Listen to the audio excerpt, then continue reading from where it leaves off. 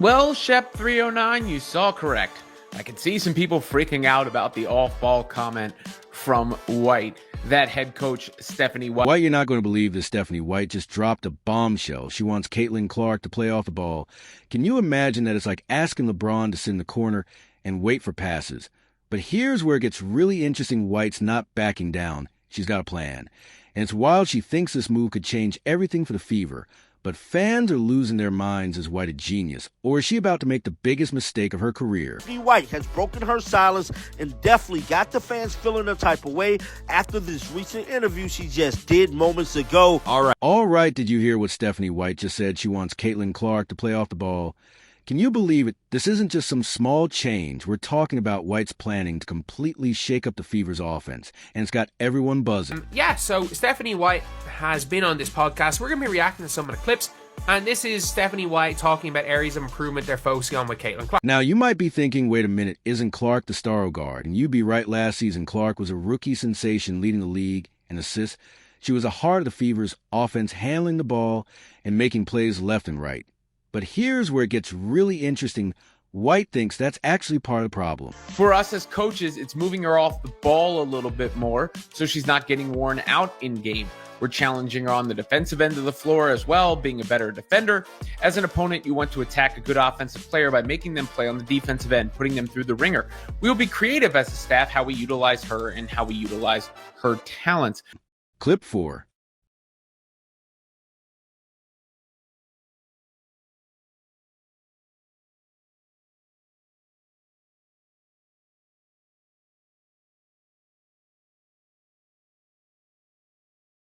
Now, I'm hoping Stephanie White didn't just elaborate the whole scheme and what she will be running for the 2025 season. Hopefully, she just, talking like it's a figure of speech.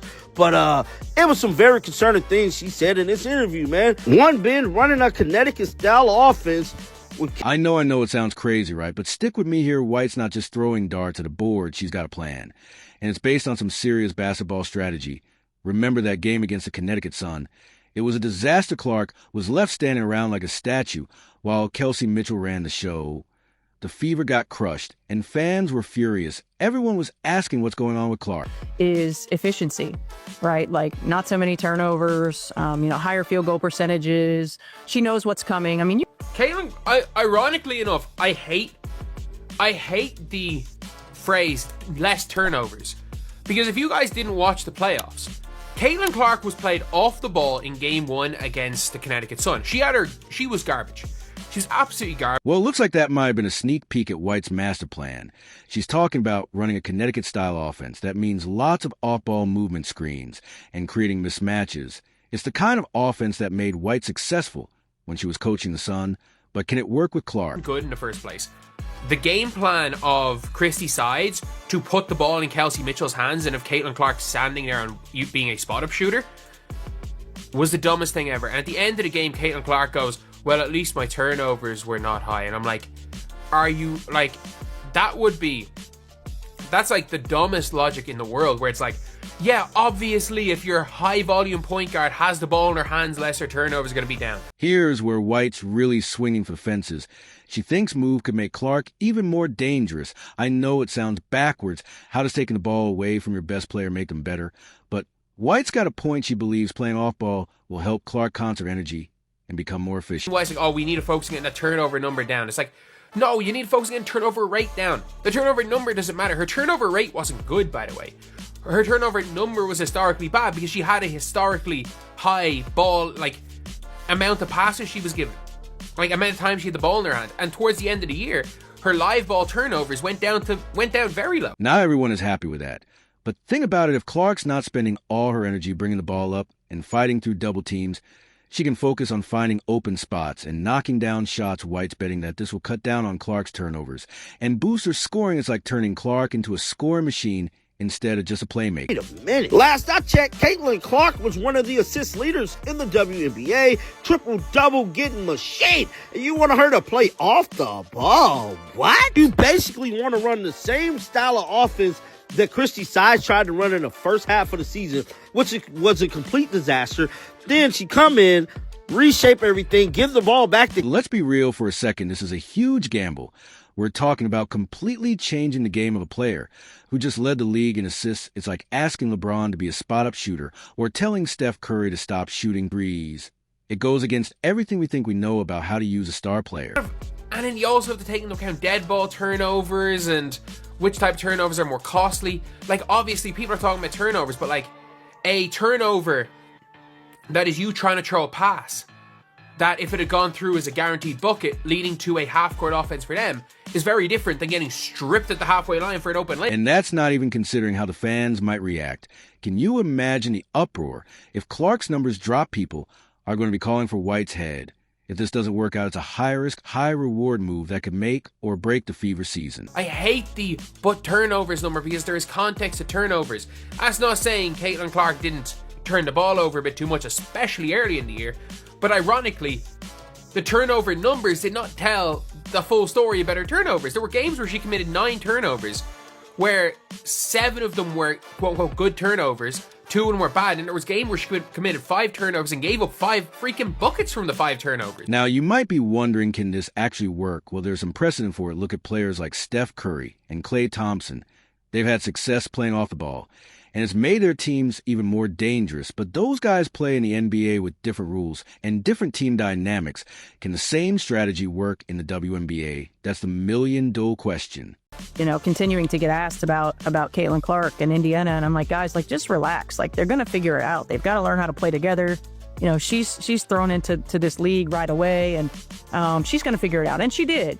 She did, and she's going to see all kinds of coverages. She's going to see all kinds of matches. White is betting her reputation, and maybe her job on this plan. She's not just fighting against opposing teams. She's battling fan expectations, past failures, and the shadow coaches who couldn't make it work. She got to prove pro that her plan isn't just crazy talk, but the key to unlocking the Fever's potential. Thankfully, she's explaining it's like, okay, what we do in certain situations, what we do from different looks, which obviously will cut down on the turnover number, and it will also cut down on the bad turnovers. Now, you might be thinking, why mess with success? Clark was a superstar last year, but hold on to your seats, because what Clark went through in her rookie season might shock you. It wasn't all highlight reels and standing ovation. No, it was more like a boxing match, and Clark was taking hits left and right. You have seen this in the WNBA. One of the things that always happens with great players, from year 1 to year 2, they always make a jump, and usually when it comes to the W, like, they get stronger, and like they're just like, you cannot knock them around anymore. And yeah, obviously we've seen with Caitlin Clark how much bigger Caitlin Clark has gotten physically over the last while. Let's break it down. Every single game, defenders were all over Clark like white on rice. They weren't just playing defense. They were on a mission to shut her down. Can you picture Clark, ball in hand, try and make a play, and bam, she's getting hit, pushed, and knocked down. It was like watching a pinball machine with Clark is the ball. Caitlin Clark in college was not the strongest player in the world. Like, she was somebody that wasn't weak by any means, but we saw when it came to the WNBA that she wasn't able to really assert. But here's where it gets really interesting. It wasn't just about the physical toll. Clark was handling the ball almost every possession, every single one. Now, you might be wondering, isn't that a good thing? Well, not exactly. Think about the pressure. Imagine having to make the right decision every time you touch the ball. That's a lot for anyone, let alone a rookie in the WNBA. It was a tough one because their first matchup was against Dijonais. Second matchup was against Benai Laney Hamilton. Third matchup against Benai Laney again. Fourth matchup against Dijonais again. So we're looking at the team that has their first 4 games against the freaking Sun and someone for the toughest defenders. And from that point on, it did seem like she was basically that she wasn't physically up to being a top. Now, you might be thinking, but Clark's tough. She can handle it, right? Sure, she's tough as nails. But even superstars have their limits. And Stephanie White, she saw those limits clear as day. In fact, White dropped a truth bomb that'll make you see Clark's rookie season in a whole new light. She said, and I quote, she figured that out right away. I need to get stronger. I can't get knocked around as much. Stronger, first and foremost. You know, and again, she's got a lot of self-awareness. And, she figured that out, right away. Like, I need to get stronger. I can't get knocked around as much. And so she's done a great job of getting in the weight room and really focusing on her areas that she needs to focus on in terms of strength, in terms of, low center of gravity, time under tension, like all of those things. Can you believe it, Clark, the sensation, the phenom admitting she needed to bulk up? That's not just a player talking, that's a warrior recognized in the battlefield. And White, she's not just making changes for the other, she's looking at the long game. She knows that great players make a big jump in strength from year 1 to year 2. It's like watching a caterpillar turn into a butterfly, but with more muscle. Watched the off-season workout footage of Caitlin Clark, probably noticed the same thing. She looked like she bulked up a little bit. She looked like she got a little bit stronger. But here's the million-dollar question. Can Clark adapt to this new role, or will it take away? What makes her special, White's plan isn't just about X's, and it's about protecting Clark and extending her career. It's like putting a force field around your most valuable player. But will it work? Yeah, so she's going to have that in her arsenal. And it's going to make her harder to defend.